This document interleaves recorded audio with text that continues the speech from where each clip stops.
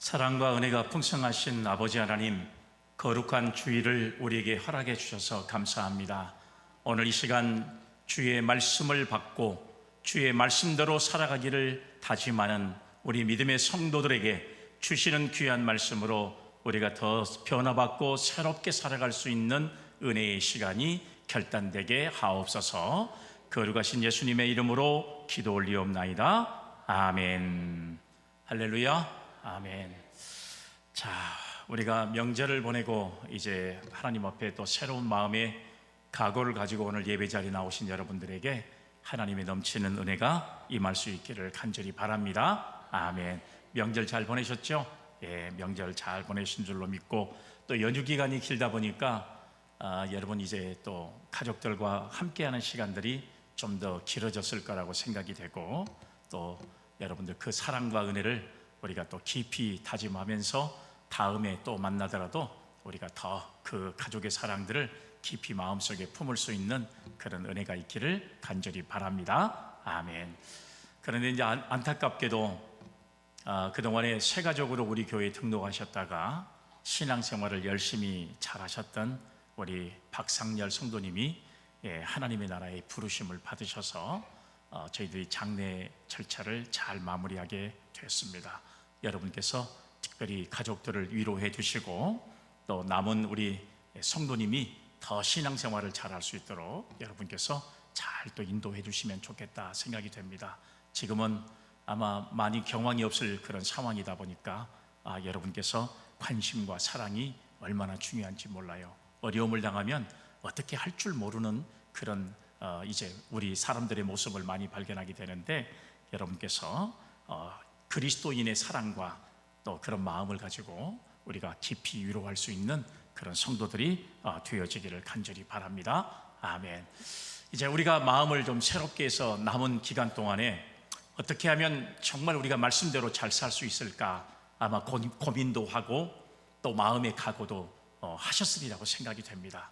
이제 마음이 좀 더 새롭잖아요. 그리고 정말 좋은 것은 지난주만 해도 우리 여수 지역이 36도였는데 지금 오늘 날씨가 22도, 벌써 14도 차이가 날 정도로 아주 정말 선선한 기온이 한 주간 사이에 이렇게 엄청난 기온의 변화가 이루어지는 그런 상황이에요. 우리가 선선한 마음을, 이제 우리에게 가을을 주신 하나님 앞에 감사하면서 우리가 또 이 계절에 더욱더 하나님을 잘 섬기고 말씀과 기도로 믿음으로 승리할 수 있는 그런 성도들이 되기를 주님의 이름으로 축복합니다. 아멘.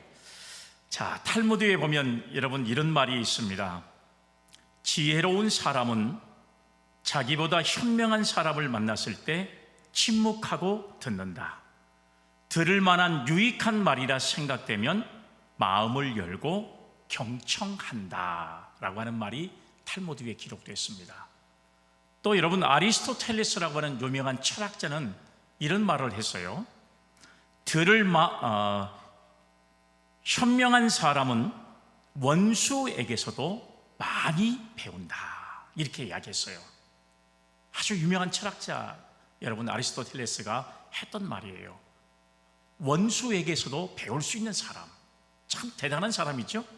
잠언의 말씀에는 지혜자는 뭐라 그랬냐, 개미에게서 지혜를 배워라, 이렇게 말씀했어요. 그리고 예수 그리스도는 여러분 우리에게 주는 말씀이 뱀과 같이 지혜롭기를 간절히 바라는 그런 말씀을 성경에 남기셨던 것을 우리가 알 수가 있습니다. 여러분, 우리가 정말 하나님이 주신 지혜로 날마다 하나님의 말씀을 받을 때 우리는 과연 그 말씀을 통해서 우리의 신앙과 믿음이 어떻게 변화되고, 그리고 어떻게 우리가 하나님의 말씀으로 승리하는 삶을 살아갈 수 있을까 아마 고민하고, 오늘 또 하나님의 말씀을 받기 위해서 이 자리에 모이신 여러분들이라고 저는 생각해요. 저는 말씀을 준비하기 위해서 최선을 다해서 말씀을 준비하고, 어떻게 하면 이 말씀이 여러분들의 마음속에, 아니 우리 모두의 마음속에 살아 역사해서 한 주간을 하나님의 뜻대로 살아갈 수 있으면 좋을까, 정말로 고민하면서 기도하면서 말씀을 준비하고 전하게 되는 것과 마찬가지입니다. 그런데 이렇게 전하는 자의 마음과 같지 않게 말씀을 받는 사람들의 태도는 똑같은 태도는 아닌 것 같아요. 정말 간절한 마음으로 하나님의 말씀을 증거해도 말씀을 받는 사람들은 여러 부류의 사람들인 것을 보게 되는데, 아주 여러분 재미있는 이야기가 있어서 제가 여러분들에게 소개를 좀 해드리려고 해요. 신앙생활하면서 말씀을 받을 때 나타나는 4가지의 유형이 있다고 그래요. 저는 공감을 했습니다. 이 말씀을 보면서 어떤 유형이 있냐 그러면, 첫 번째는 모래시계형이 있다 그랬어요. 모래시계는 뭐예요? 여러분, 이 모래를 갖다가 거꾸로 눕혀놓으면 어떻게 돼요? 모래가 쫙 빠져나가 버리잖아요. 시간만 되면 쫙 빠져나가는 것처럼 말씀을 받을 때는 잘 받는데 나중에는 말씀이 머릿속에 하나도 남지 않는 이런 사람을 모래시계형 성도다, 이렇게 이야기해요. 공감하시죠? 내 얘기 같은 생각이 안 드십니까? 그런 생각이 들잖아요. 두 번째는 어떤 것이냐 그러면 스폰지형입니다. 스폰지는 물을 잔뜩 머금고 있잖아요. 여러분, 이걸 뭘 말하냐? 말씀을 받을 때는 잘 받아요. 그런데 변화가 되지 않습니다. 말씀을 아무리 들어도 생활의 변화가 이루어지지 않는 사람들, 이런 사람들을 가리켜서 스폰지형 교인들이다, 이렇게 이야기를 해요. 그러면 세 번째는 뭐냐? 체형이 있더만. 체형이라고 하는 것은 뭐냐? 좋은 말씀, 유익한 말씀은 다 빠져나가고 마지막에 남는 것은 껍질만 남아있는 사람. 좋은 말은 싹 다 나가버리고 마지막에 체에 남아있는 거라고는 껍질밖에 안 남아있는 사람, 이런 사람들을 가리켜서 체형 성도다, 이렇게 이야기를 해요. 그러면 마지막에는 어떤 사람이냐 그러면 정미기형입니다. 정미기형. 여러분, 곡식을 집어넣고 정미기가 돌아가면 알곡은 다 빠져나오고 쭉정이는 다 다른 쪽으로 빠져나가는 바로 이런 형태를 가지고 있는 사람들. 그러니까 오늘 여러분들은 과연 이 4가지의 유형 가운데 과연 나는 어떤 형태의 신앙생활을 하고 하나님의 말씀을 받는가 한번 생각해 보세요. 여러분들 모두가 다 마지막 정미기형 성도들의 삶이 되기를 주의 이름으로 축복합니다. 아멘. 하나님의 말씀을 받을 때 그 말씀이 내게 알곡과, 그리고 그 말씀이 내게 옥토의 좋은 밭에 뿌려져서 30배, 60배, 100배의 열매를 맺을 수 있는 그런 성도의 삶을 살아야 오늘 여러분, 저와 여러분들의 삶이 유익하고 그리고 하나님의 뜻에 합당한 믿음의 삶을 살아갈 수 있는 성도가 될 줄로 믿으시기를 바랍니다. 아멘. 사도 바울이 제2차 전도 여행을 시작할 때 그는 아시아로 가서 복음을 전하고 싶었습니다. 그런데 주님이 아시아로 가는 것을 허락지 않아요. 그래서 유럽으로 가게 됩니다. 그래서 유럽으로 건너가서 제일 먼저 만난 곳이 바로 어디냐 그러면, 우리가 잘 안 대로 빌립보라고 하는 지역에서 복음을 전하게 돼요. 거기서 만난 여인이 자주장사였던 누구를 만나게 되죠? 누디아를 만나게 됩니다. 하나님께서 이 누디아를 만나게 되고, 누디아는 돈 많은 여자였기 때문에 주의 복음을 전할 때 엄청난 협력자로 세운 사람이 바로 자주장사였던 누디아라고 하는 사람을 주님은 만나게 하셨습니다. 그리고 그가 유럽을 복음화시키기를 시작했어요. 이것이 발단이 돼서 온 유럽은 그야말로 여러분, 하나님의 복음을 받는 사람들이 많아지는 놀라운 역사가 임했던 역사적인 사건들을 우리는 여러분 성경을 통해서 알 수가 있습니다. 그런데 바울 사도가 데살로니가라고 하는 지역에 가서 복음을 전할 때 얼마나 이 데살로니가 성도들이 복음을 잘 받는지 정말 주님의 마음이 감동이 될 만큼 이 바울의 마음도 얼마나 기뻤는지 몰라요.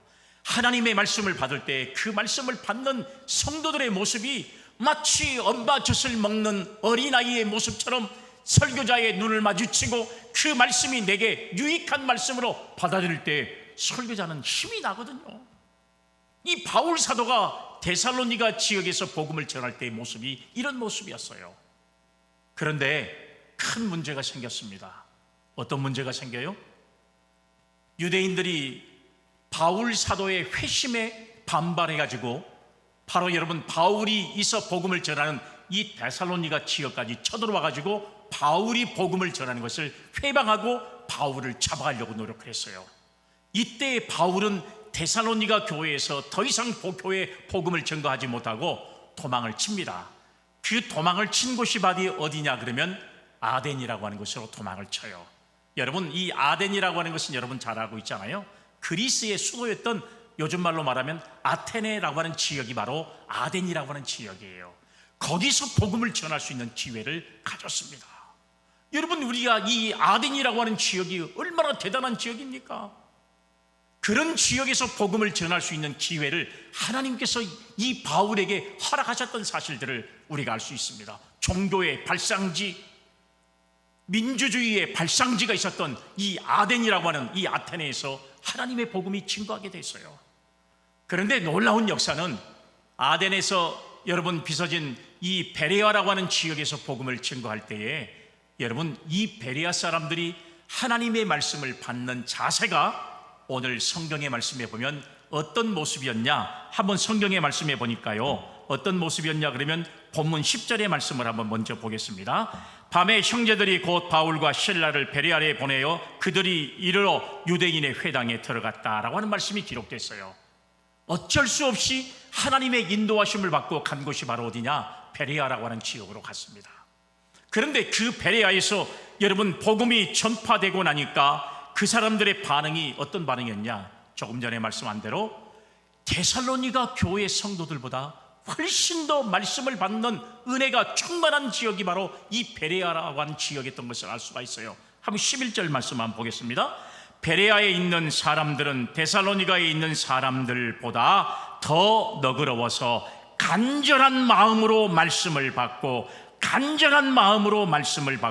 이것이 그러한가 하여 날마다 성경을 상고함으로. 아멘. 사랑하는 여러분, 데살로니가 교회 성도들도 하나님의 복음의 말씀을 받을 때에 얼마나 간절하고, 그리고 여러분 얼마나 그 말씀을 정말 어린아이가 어머니의 젖을 사모하는 것처럼 받았던 그런 교인들이었는데, 바울이 그곳에서 도망을 쳐와서 다시 하나님의 복음을 전했던 이 베레아라고 하는 이 지역에서 복음을 증거할 때 그 베레아 사람들은 어떤 모습이었냐? 오늘 성경에 이야기한 대로 데살로니가에 있는 사람들보다 더 너그러워서 간절한 마음으로 말씀을 받고 이것이 그러한가 하여 날마다 성경을 상고했다라고 하는 말씀이 기록되어 있는 것을 오늘 성경이 말씀하고 있어요. 여러분, 우리가 한번 상상해 보세요. 바울이 하나님의 말씀을 증거할 때 얼마나 그 말씀을 받는 자세가 대단했으면 바로 여러분 이런 신앙과 믿음을 가지고 바울이 고백했겠는가 하는 생각을 가져보는 것이죠. 바울은 아데네로 도망을 치고 난 이후에 데살로니가 교회 성도들이 핍박을 당하는 것을 굉장히 안타깝게 생각했어요. 그리고 데살로니가 교회 성도들이 어떤 신앙과 믿음으로 사는 것을 굉장히 궁금했어요. 그래서 보낸 편지가 바로 데살로니가 전서의 말씀인 것을 알 수가 있잖아요. 그런데 그들에게 돌아온 소식은 얼마나 대단한 소식이냐? 정말로 그런 핍박과 어려움 가운데도 끝까지 믿음으로 승리한 것에 대해서 감사하는 마음이 오늘 이 바울 사도에게 있었다고 하는 사실이에요. 비록 짧은 기간에 복음을 전한 것이었지만 말씀을 받는 태도와 말씀을 받는 성도의 자세가 얼마나 대단했는가 하는 것들을 우리는 여러분 말씀을 통해서 우리가 알 수가 있다고 하는 사실입니다. 사랑하는 여러분, 하나님의 말씀인 성경은 기독교 신앙의 기초요 중심입니다. 우리의 모든 믿음은 말씀의 기초 위에 있는 것입니다. 따라서 교회에서 가장 강조되는 것 중에 하나가 말씀이고 가장 비중 있게 선포되는 그것도 바로 말씀이라는 것을 우리가 알 수가 있는 거예요. 성경에 여러분 이 주어진 말씀 외에 어떤 것도 우리의 신앙과 믿음을 바로 세우는 것은 존재하지 않습니다. 성도가 믿음이 바로 서기 위해서는 말씀 위에 우리의 믿음을 세워야 견고하게 흔들리지 않고 하나님의 뜻과 하나님의 말씀의 의미를 우리가 온전히 깨닫고 그런 믿음을 위해 승리할 수 있는 성도가 될 수 있다는 사실을 꼭 우리는 기억할 수 있기를 주의 이름으로 기원합니다. 아멘. 그런데 우리 한국교회 성도들은 이렇게 신앙과 믿음 위에 말씀이 우리가 있어야 되는데도 불구하고 그러질 못하는 경우들이 참 많은 것 같아요.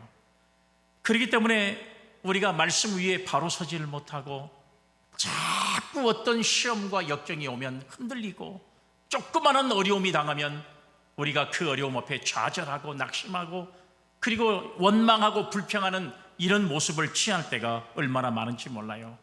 오늘 여러분, 그만큼 말씀을 대하는 우리의 태도가 바르지 못했다는 사실을 우리에게 보여주는 반증이라고 생각할 수 있는 거예요. 우리가 흔들리지 말아야 할 때 굳건하게 세우시는 하나님, 우리가 시험을 만날 때 이것이 하나님께서 나에게 더 큰 은혜를 주시기 위한 하나님의 시험이라는 사실을 우리가 말씀을 통해서 우리의 신앙이 견고하게 서 있어야 이 어려움도 극복해 가는 것인데, 우리가 말씀을 대하지를 못하니까, 말씀으로 우리가 충만한 신앙을 살아가지 못하다 보니까 자꾸 여러분, 말씀은 두려워하지 말라, 말씀은 놀라지 말라, 내가 너와 함께합니다, 말씀은 하는데도 불구하고 우리의 삶은 전혀 하나님과 관계되지 못하는 삶을 살아가는 경우들이 바로 한국교회의 참 약점인 것을 우리가 볼 수 있어요. 성도들 가운데 성경을 대필합니다. 열심히 필독을 해요. 그리고 여러분, 어떤 성도들은 열심히 성경을 읽습니다. 그런데 신앙의 삶에서는 변화된 모습이 나타나지 않는 거예요. 완전히 신앙의 양면성을 보여주는 그런 사람들도 얼마나 많은지 몰라요. 새벽기도는 열심히 하나님 앞에 나와서 열심히 드리는데 새벽기도 끝나고 나가면서 사람들과 언쟁을 벌여버려요. 여러분, 이러지 못하는, 오히려 받은 바 사랑과 은혜를 가지고 한 주간을 믿음으로 살아가야 되는데 돌았으면 바로 세상 사람들보다 못하는 삶이 오늘 여러분 우리에게 있는 모습이 신앙의 양면성을 보여주는 안타까운 한국교회의 현실을 보여주고 있는 것과 마찬가지라고 하는 사실이에요. 이러한 측면에서 오늘 우리에게 귀감이 되는 사람들은 바로 본문에 나타나 있는 베레아 사람들인 줄로 믿으시기를 바랍니다. 아멘. 그들은 데살로니가 사람들처럼 두 사도가 전하는 말씀을 성실하게 들었고, 그리고 복음 안에 거하는 신앙을 가진 사람들이었던 것을 우리가 알 수가 있어요. 오늘 저와 여러분들이 이런 데살로니가 교회 성도들처럼, 그리고 베레아 교회 성도들처럼 정말로 너그러워서 하나님의 말씀을 간절한 마음으로 그 말씀을 듣고 행할 수 있는 믿음의 성도들이 다 되기를 다시 한번 결단할 수 있기를 주의 이름으로 기원합니다. 아멘. 자, 오늘 여러분, 이 본문의 말씀을 우리가 보면서 사도행전의 말씀을 제가 조금 설명을 좀 해드릴게요. 여러분, 이 본장을 우리가 중심으로 해서 사도행전의 말씀을 우리가 좀 넓게 생각해 보면요, 사도행전 13장 1절의 말씀부터 사도행전 21장 16절까지 말씀은 세 차례에 걸친 바울 사도의 전도 여행에 관한 이야기가 기록되어 있습니다. 바울은 세 번에 걸쳐서 전도 여행을 하잖아요. 1차와 2차와 3차. 그러면 좁게 우리가 그 말씀을 보면 오늘 사도행전 15장의 말씀 36절부터 사도행전 18장 22절까지의 내용은 바울이 전도 여행을 했던 것 중에 제 두 번째, 제 2차 전도 여행의 이야기가 오늘 이 말씀 속에 기록되어 있는 것을 알 수가 있습니다. 바울은 세 번에 걸친 전도 여행 기사는요, 과거에 철저한 유대주의자로서 열렬히 예수의 복음을 탄압했던 바울이었던 사람이 회심하게 되고, 그리고 이제는 그의 예수의 복음을 세상의 모든 사람들에게 증거하게 되는데, 이것을 복음을 증거하는 데는 순교의 죽음까지도 무릎을 써야 되고 각오해야 되고, 뿐만 아니라 수많은 이방인들의, 여러분 이제 유대인들의 핍박과 유대인들의 여러분 이 어려움과 고난이 얼마나 이 바울 사도에게 가해진지 몰라요. 여러분, 이방인들에게 이런 복음이 전한다는 것이 결코 만만하고 쉬운 일은 아니었음에도 불구하고 하나님께서 이렇게 오묘하신 놀라운 역사로 바울 사도가 복음을 증거할 때 오늘날의 유럽은 하나님의 말씀으로 변화되는 놀라운 기적의 역사를 체험한 줄로 믿으시기를 바랍니다. 아멘. 이렇게 한 사람이 하나님의 말씀으로 회심의 역사를 이룰 때요, 세상이 변화되는 거예요.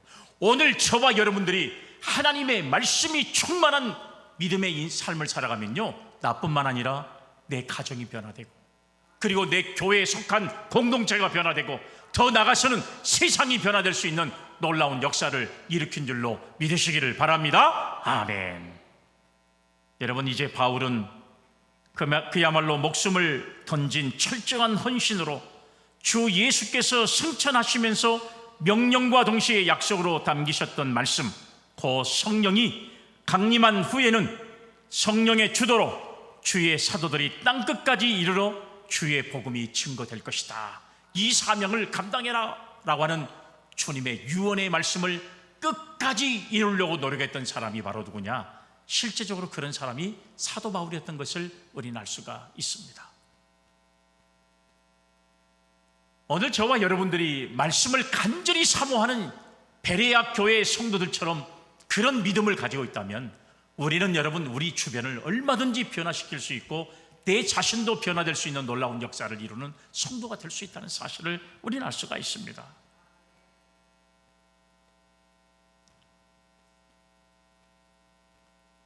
우리가 실제적으로 바울이 복음을 전했던 이 아덴이라고 하는 여러분, 이 지역은 아까도 제가 말씀을 드린 대로 예술이 장려되고 그리고 정치적으로는 민주주의가 완성이 되는 바로 그러한 지역이 바로 우리가 잘 알고 있는 아덴이었습니다. 이런 아덴 지역에 하나님의 복음이 전가된 것도 얼마나 대단한 모습인지 몰라요. 그런데 데살로니가에서 바울의 전도 사역과 유대인의 배척으로 인해서 바울이 사역지가 베레아로 옮겨지게 되는 것이잖아요. 이 베레아는 데살로니가에서 동남쪽으로 약 80km 정도 떨어진 지역에 그다지 정말 주목받지 못한 자그마한 소도시에 불과했지만 바울이 그곳에서 복음을 전할 때에 놀라운 역사가 일어난 겁니다. 고린도 교회를 바울로 인해서 개척하게 하고 고린도 교회가 수많은 사람들의 엄청난 교회의 성장과 믿음을 이뤘던 그 엄청난 지역이었지만, 그러나 여러분, 교회 안에 분쟁과 여러 가지 어려움으로 인해서 고린도 교회는 세상의 모든 사람에게 본이 되지 못한 교회였습니다. 그러나 그 고린도 교회와 함께 개척이 됐던 데살로니가 교회는 모든 믿는 자의 본이 된 그런 신앙과 믿음을 보여준 사람이 바로 이 바울 사도의 말씀을 받았던 바로 데살로니가 교회 성도들이나 베레아 교회 성도들이 바로 이런 신앙과 믿음으로 세상을 변화시키는 놀라운 역사를 이루어간 줄로 믿으시기를 바랍니다. 아멘. 그러면 오늘 저와 여러분들이 이 본문의 말씀을 통해서 어떻게 하면 이렇게 데살로니가 지역의 성도들이 하나님의 말씀을 받을 때 엄청난 역사에 이른 이 복음의 역사를 이뤘고, 어떻게 하나님의 말씀을 받았던 베레아 사람들이 어떻게 하면 이렇게 놀라운 역사로 하나님의 말씀을 받음으로 변화된 역사를 이루게 됐을까? 제가 여러분 그 이유를 여러분들하고 이 시간에 잠깐 말씀을 좀 나누려고 해요. 첫 번째 그 원인이 뭐냐 그러면, 말씀을 받는 베레아 사람들은요, 특징이 있었어요. 너그러웠습니다. 너그러웠다는 사실이에요. 자, 본문 11절 말씀 한번 다시 한번 보세요. 베레아에 있는 사람들은 데살로니가에 있는 사람들보다 더 너그러워서 간절한 마음으로 말씀을 받고 이것이 그러한가 하여 날마다 성경을 상고함으로. 아멘. 자, 데살로니가 교회 성도들도 하나님의 말씀을 잘 받은 성도였고 모든 믿는 자의 본이 되는 교회가 데살로니가 교회 성도들이었습니다. 그런데 거기서 도망을 쳐나와서 복음을 전했던 베레아 지역의 사람들은 오히려 오늘 성경의 말씀에 보니까 그들보다 더 너그러워서 간절한 마음으로 말씀을 받고 이것이 그러한가 하여 날마다 성경을 상고했던 사람들이 바로 여러분 베레아 사람들이었다고 하는 사실이에요. 오늘 여러분, 저는 이 말씀 중에 너그러웠다라고 하는 이 말씀이 있어요. 여러분, 이 말은 헬라어로 유게네스테로이라고 하는 말씀인데, 이 말씀의 의미는 뭐냐? 출신이 좋다, 그 다음에 좋은, 그 다음에 문벌이 좋다라고 하는 뜻을 가지고 있습니다. 다른 말로 말하면 신사적이다, 매너가 있다, 그런 뜻으로 우리가 이야기를 할 수 있어요. 그러니까 베레아 성도들은 굉장히 매너가 있는 사람들이었다, 아주 문벌이 좋은 사람들이었다, 배울 만큼 배운 사람들이었구나 하는 것들을 우리가 알 수 있는 내용의 말씀이에요. 그런데 이 말씀이 누가복음 19장 12절에는 뭘로 기록됐냐? 귀인으로 기록이 됐고, 고린도전서 1장 26절 말씀에는 문벌이 좋은 사람이라고 번역된 것을 우리가 알 수 있어요. 그러면 여러분, 베레아의 사람들은 굉장히 귀인이었고 문벌이 좋은 양반이었고 아주 고상한 사람들이었다는 사실을 바울이 이 베레아 사람들을 칭찬하고 있는 모습을 우리가 볼 수가 있어요. 아마 전적으로 매우 얼마나 고상했던지 한번 생각해 보세요. 이 사람들은 오늘 여러분 바울이 전해준 복음에 대해서 굉장히 그 말씀을 고상하게 받은 사람들이었다라고 생각해 본다면, 적어도 여러분 이 사람들은 말씀을 받기 이전에 그들의 천성적인 마음의 자세가 아주 고상한 사람들이었다. 그 인품이 있는 사람들이었다. 우리가 이렇게 평가할 수 있는 것과 마찬가지예요. 사람이 금방 변하는 게 아니거든요. 우리가 여러분 금방 변합니까?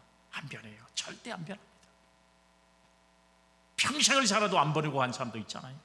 그런데 이 베레아 사람들이 이런 모습으로 바울이 칭찬한 걸 보면 천성이 그만큼 너그러운 사람들이었구나 하는 사실을 우리에게 보여주는 거예요. 오늘 여러분 베레아 사람들은 데살로니가 사람들에 비해서 거친 정치적 성향이나 투박한 학문적인 자세보다는 순수한 인간적 성품과 세련된 학문적인 자세를 가지고 있는 사람들이 바로 정말 여러분 이 베레아 사람들이었구나. 그러니까 베레아 사람들은 그래도 무지하지 않고 배운 사람들이었다라고 하는 사실로 인정을 받고 있는 것과 마찬가지입니다.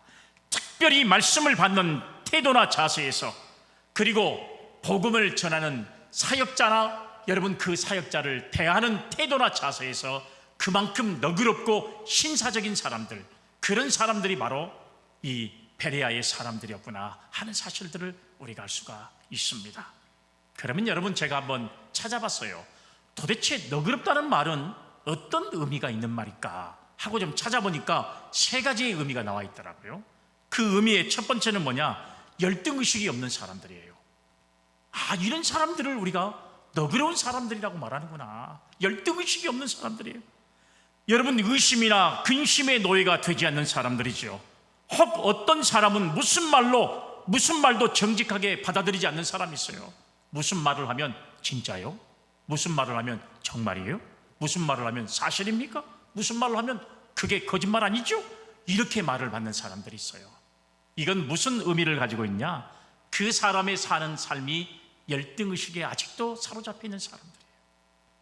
이런 사람들은 남의 말을 제대로 받지 않습니다. 사도 바울이 하나님의 말씀을 전할 때 이 베레아 사람들은 말씀을 간절한 말씀으로 받았다는 사실이에요. 그래서 신사적이다는, 너그러웠다는 사실을 오늘 여러분 바울 사도가 이야기하고 있는 것을 볼 수가 있잖아요. 적어도 여러분 열등의식이 없는 사람들은 남의 말을 비비 꼬아서 듣는 사람들이 아니에요. 불쌍한 사람들은 바로 어떤 사람들이냐? 바로 열등의식에 사로잡혀 있는 사람들이에요. 자꾸 남과 비교하고, 그래서 여러분 내가 못한 것을 자꾸 나의 단점으로 생각하고 자기 자신을 비관하고 낙심하는 사람들, 이런 사람들을 우리는 열등감 있는 사람들이라고 이야기하잖아요. 그러면 너그럽다는 말은 두 번째로 어떤 의미가 있냐? 편견이 없다는 말을 우리에게 증언해 주고 있더라고요. 편견이 없다는 거예요. 편견이라고 하는 것은 문자의 지식이, 여러분 어떻게 보면 이 문자의 지식이나 마찬가지잖아요. 자신의 경험과 지식만 고집하는 사람은 새로운 지식에 마음이 닫혀있는 사람들이에요. 자기만 아는 사람들은 절대 남의 것에 여러분 그것을 받아들이려고 하지 않는 사람들인 것을 우리가 알 수 있잖아요. 너그러운 사람이라고 하는 의미는 마음이 열려진 사람들을 말하는 거예요. 이것을 우리는 오픈 마인드라고 그래요. 사람이 어떤 말로도 다 받아들일 줄 아는 사람들, 이런 사람들이라고 하는 사실. 아까도 여러분 말씀 제가 여러분한테 소개해드린 것처럼, 여러분 이제 이 아리스토텔레스는 현명한 자는 원수에게서도 배운다는 말을 했잖아요. 그렇기 때문에 여러분 내가 배울 만한 그런 마음을 가지고 있는 사람들은요, 어떤 사람에게도 좋은 말을 받으려고 하는 마음이 열려져 있는 상황이에요. 이런 걸 오픈 마인드라고 하는 그런 이야기로 이야기할 수 있어요. 편견이 없는 사람들이에요. 염려 있는 심정의 소유자인 것을, 열려있는 바로 사람의 마음이 바로 이 사람의 마음인 것을 우리가 알 수가 있잖아요. 사랑하는 여러분, 오늘 너그럽다고 하는 이 사실을 우리가 다시 한번 생각할 수 있기를 바라고, 마지막으로 너그럽다는 것은 어떤 의미가 있냐? 즉흥적이지 않는 사람을 말하는 거예요. 즉흥적이지 않는 사람들. 우리가 세례를 여러분 신앙생활하면서 봤습니다. 신앙생활은 우리가 믿음으로 나가는데 우리의 신앙의 첫발이라고 생각할 수 있는 거예요. 우리가 적어도 신앙생활을 시작하면서 세례를 한번 받았으면 우리의 신앙과 믿음이 나쁜 것으로 변화되면 안 돼요. 정말 좋은 것으로 변화되고 항상 말씀이 우리 속에 역사하고, 그리고 그 신앙과 믿음 속에 살아가려고 하는 결단과 자세가 우리 속에 결정되어 있지 않으면 우리는 여러분 세례를 받아도 우리의 신앙과 믿음이 흔들리는 경우들이 얼마나 많은지 몰라요. 그런데 오늘 여기 말씀에 보면 베레아 사람은 쉽게 믿는 사람들이 아니었습니다. 말씀을 간절한 마음으로 받고 날마다 그러한가 하여 말씀을 묵상했다고, 상고했다고 말씀하고 있잖아요. 그들은 주를 믿었습니다. 신사적인 사람들이고 너그러운 사람들이 아닐 수 없다는 사실을 우리는 성경을 통해서 우리가 알 수가 있는 거예요. 적어도 이런 사람이 정말 너그러운 사람이라는 사실을 알 수가 있어요. 우리가 신앙생활을 해도 어떤 사람들은 여러분 한 달에 한 번씩 변하는 사람도 있잖아요. 무엇이 어쩐다고 변하고 무엇이 어쩐다고 원망하고, 이런 사람들은 죄송하지만 주님이 이 땅에 오셔도 변하지 않는 사람들이에요. 참 안타깝고 불쌍한 사람들이죠. 그런 사람들이 오늘 우리 중에 있어서는 절대로 안 돼요. 오늘 여러분 이 베레아 성도들처럼 너그러운 마음을 가져서 오늘 저와 여러분들이 열등의식이나 또 편견이나 즉흥적인 사람이 아닌 하나님의 말씀으로 우리 자신들이 더욱더 간절함으로 하나님의 영광을 이뤄갈 수 있는 변함없는 신앙과 믿음으로 깨어있는 믿음의 성도들이 되기를 간절히 주의 이름으로 기원합니다. 아멘. 그렇습니다. 아멘. 그렇게 되기를 바랍니다. 아멘. 약속했으니까 이제 절대로 여러분 변하면 안 돼요. 말씀 안에서 승리할 수 있는 우리 모두가 되기를 주의 이름으로 기원합니다. 아멘. 그럼 마지막 두 번째로는요, 말씀을 잘 받은 결과가 무엇이냐? 이렇게 베레아 사람들이 말씀을 잘 받았는데 그 말씀을 잘 받는 결과가 무엇이었을까요? 그 답은 12절과 13절에 나와 있습니다. 한번 보겠습니다. 그 중에 믿는 사람이 많고 또 헬라의 귀부인과 남자가 적지 아니하나 데살로니가에 있는 유대인들은 바울이 하나님의 말씀을 베레아에서도 전한 줄을 알고 거기도 가서 무리를 움직여 소동하게 하거늘. 아멘. 이 말씀이 나왔어요.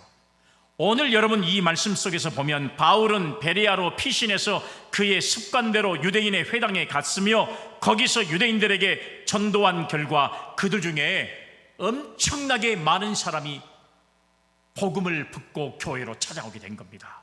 놀라운 역사예요. 여러분 이 바울과 같은 전도자의 삶이 오늘 여러분 우리에게도 있어야 한다는 사실이에요. 얼마 전까지만 해도 예수의 복음을 전하는 사람들을 잡아 죽이고 그 사람들을 끌어다가 로마의 사람들에게 넘기는 앞잡이였던 이 사도 바울이 이제는 오히려 고난과 역경과 순교의 각오를 하고 오히려 주의 복음을 증거하는 전도자의 삶을 살아갈 때 얼마나 여러분 고통과 어려움이 여러분 이 바울에게 많이 있었겠습니까? 그런데 오늘 믿음의 성도들은요, 고난과 역경이 많으면 많을수록 하나님께서 그 위에 내려주시는 축복과 여러분 이 권위와 그 다음에 그 위에 능력은 말할 수 없다는 사실이에요. 그래서 오늘의 고난과 역경이 장차 나타날 영광과 비교할 수 없다는 거예요. 그만큼 능력이 우리 속에 역사한다는 사실을 믿을 수 있기를 바랍니다. 아멘. 오늘 여러분 우리 중에 신앙생활을 하면서 여러분 우리가 고난당하는 사람들 보세요. 그것을 끝까지 이겨내는 사람들 보세요. 하나님께서 그에게 엄청난 역사와 능력의 복을 허락하시잖아요. 고난의 뒤편에 있는 주님이 주실 축복을 바라보고 믿음으로 나가는 자에게 주시는 하나님의 놀라우신 역사는요, 경험하지 않고는 못 배워요. 할 수가 없는 거예요. 죄송하지만 아무리 여러분 우리가 교회를 10년, 20년, 50년 다녀보세요. 이런 하나님의 은혜를 경험하지 않고 어떻게 여러분 우리가 신앙생활에 하나님의 자녀가 되고 우리가 하나님의 나라에 부르심 받을 때 내가 주의 말씀대로 살았습니다, 어떻게 자신 있게 말할 수 있겠어요? 나는 교회나 왔다 갔다 하고 그냥 교회 땅이나 밟고 땅 따먹기나 하고 왔다 갔다 했습니다. 그러면 여러분 뭐예요? 죄송하지만 방향을 좀 바꿔라. 오늘 저와 여러분 차량을 타고 다니면서 운영하는 것처럼 내비게이션이 정확한 도로로 인도해야 우리가 안전하게 도착할 수 있는 것처럼 하나님의 말씀인 이 내비게이션이 우리의 삶을 인도해 준다는 사실을 생각하고 이 내비게이션에 따라서 믿음으로 나가기만 하면, 그것을 신뢰하기만 하면 우리를 바른 길로 인도하시고 역사하신다는 사실을 믿을 수 있기를 바랍니다. 아멘. 그런 말씀을 베레아 사람들은 믿었다는 거예요. 그러니 놀라운 역사가 일어나지요. 그러니까 베레아가 엄청난 역사적으로 변화된, 그래서 오늘 성경에 말씀한 대로 말하면 여러분, 믿는 사람이 많아지고 헬라의 귀부인과 남자가 적지 않게 모여드는 엄청난 전도의 결과가 이뤄진 줄로 믿으시기를 바랍니다. 아멘. 사랑하는 여러분, 오늘 여러분, 이런 놀라운 역사가 우리에게도 일어나야 되지 않겠습니까? 여러분, 이런 것이 우리가 복음을 증거할 때 오늘 여러분 이런 역사가 일어날 수 있는 거잖아요. 이런 성도가, 여러분 사도 바울은 여러분 특별히 여러분 하나님이 하늘에서 뚝 떨어진 성도가 아니잖아요. 사람이 아니잖아요. 오늘 여러분, 우리도 얼마든지 사도 바울 같은 사람이 될 수 있는 줄로 믿으시기를 바랍니다. 아멘. 우리가 교회가 하나님의 말씀을 잘 받을 때요, 어떤 역사가 일어나냐? 그것도 두 가지 역사가 일어나더라고요. 우리가 하나님의 말씀을 잘 받는 믿음의 성도가 되면요, 어떤 하나님의 역사가 일어나냐? 첫 번째는 모범적인 교회가 돼요. 사람들이 다 교회를 좋아합니다. 그 교회에 말씀을 잘 받는 교회는요, 여러분 행복하고, 그리고 성도들이 날마다 웃고 아멘 좀 하소 아멘. 그 교회는 행복하고, 그 교회는 날마다 모이기에 힘쓰고, 그 교회는 맨날 여러분 모이기만 하면 막 소리가 즐겁고 웃음소리가 나고, 이런 교회가 여러분 된다는 사실을 말씀하고 있어요. 왜요? 말씀을 잘 받는 교회니까. 말씀을 받을 때 정신을 바짝 차리고 있어야 돼요. 아멘을 타임을 잘 놓치면 안 돼요. 행복한 교회가 되기를 주의 이름으로 기원합니다. 아멘. 여러분, 데살로니가전서 2장 11절의 말씀에 보니까요, 여러분 그것이 바로 어떤 역사였냐? 데살로니가 교회는 하나님의 말씀을 받을 때 어떻게 했냐? 사람의 말로 받지 않았다고 그랬어요. 바울이 이 데살로니가 교회에 대해서 정말 감사한 이유가 여기 나와 있어요. 한번 읽어볼까요? 데살로니가전서 2장 13절의 말씀에 보니까, 이러므로 우리가 하나님께 끊임없이 감사함은 너희가 우리에게 들은 바 하나님의 말씀을 받을 때에 사람의 말로 받지 아니하고 하나님의 말씀으로 받음이니 진실로 그러하다. 이 말씀이 또한 너희 믿는 자 가운데서 역사하느니라. 할렐루야. 아멘. 사랑하는 여러분, 바울이 전해준 하나님의 말씀을 여러분 사람의 말로 받지 않고 어떻게 받았다고요? 하나님의 말씀으로 받았더니 이 교회가 모든 믿는 자의 모범이 되는 교회가 된 줄로 믿으시기를 바랍니다. 아멘. 그것이 오늘 성경에 나와 있어요. 데살로니가전서 1장 7절의 말씀에 보면, 그러므로 너희가 마게도냐와 아가야에 있는 모든 믿는 자의 본이 되었느니라. 할렐루야. 아멘. 사랑하는 여러분, 말씀을 우리가 잘 받았더니, 말씀대로 살았더니 하나님께서 우리에게 어떤 복을 주냐? 이렇게 모범적인 교회가 되어지는 역사를 허락하셨다는 사실. 오늘 여러분, 우리 교회가 이런 교회가 되어야 되지 않겠습니까? 하나님의 말씀으로 충만한 교회, 하나님의 말씀이 살아 역사하는 교회, 하나님의 말씀이 여러분들의 삶을 주관하는 교회, 하나님의 말씀이 우리 교회를 인도하는 교회, 하나님의 말씀으로 모두가 행복한 교회, 이런 모범적인 교회가 되어야 주의 복음을 증거해도 사람들이 몰려올 거 아니겠습니까? 그래서 우리들이 말씀을 받을 때 사람의 말로 받으면 안 돼요. 하나님의 말씀으로 받는 것이 얼마나 중요한가를 우리에게 말씀해 주고 있다는 사실이에요. 그런데 오늘 베레아 교회는 더 여러분 너그러워서 말씀을 받았으니 얼마나 귀한 교회가 됐겠습니까? 생각해 보세요. 예루살렘 교회 역시 사도의 가르침을 잘 받았고 부흥하는 교회, 그리고 받는 교회에서 주는 교회로 세상에서 칭송받는 교회가 됐던 것을 우리가 알 수 있잖아요. 데살로니가 교회가 이랬고 베레아 교회가 말씀을 잘 받는 교회였기 때문에 이렇게 주변 사람들에게 모범적인 교회가 될 수 있었던 것처럼 우리 여수영락교회도 하나님의 말씀으로 우리의 신앙과 믿음이 더 모범적이어서 세상의 모든 사람의 칭송을 받는 믿음의 성도, 교회가 되기를 주의 이름으로 기원합니다. 아멘. 그러면 두 번째는 뭐냐? 여러분, 개인이나 국가의 민족이 말씀을 잘 받으면 어떻게 하냐?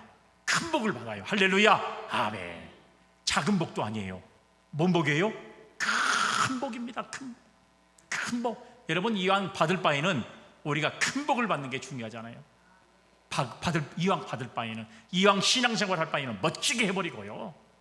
우리가 이왕 어차피 내가 이 길로 들어섰으면 내가 신앙생활 죽을 때까지 해야 되는데, 어차피 우리의 신앙 속에 산다면 내가 이왕 믿음의 삶으로 살아간다면 멋지게 해버려요. 여러분, 예배도 열심히 나와서 은혜도 받고요. 여러분, 우리가 신앙생활의 헌신도 정말 멋지게 해버리고요. 우리가 하나님 앞에 정말 찬양하는 것도 열심히 찬양하고 멋지게 해버리는 신앙생활.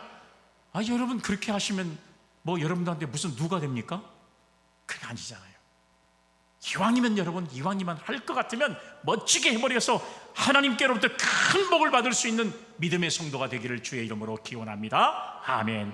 모세가 하나님의 말씀을 전할 때에 잘 따르는 사람들은, 그런 사람들은 하나님께로부터 짐승들과 사람들에게 엄청난 복이 임했다는 사실을 출애굽기가 이야기하고 있어요. 한번 읽어볼까요? 출애굽기 20장 19절로 20절의 말씀을 보니까 이런 말이 있습니다. 모세에게 이르되 당신이 우리에게 말씀하소서 우리가 들으리이다. 하나님이 우리에게 말씀하지 말게 하소서 우리가 죽을까 하나이다. 모세가 백성에게 이르되 두려워하지 말라.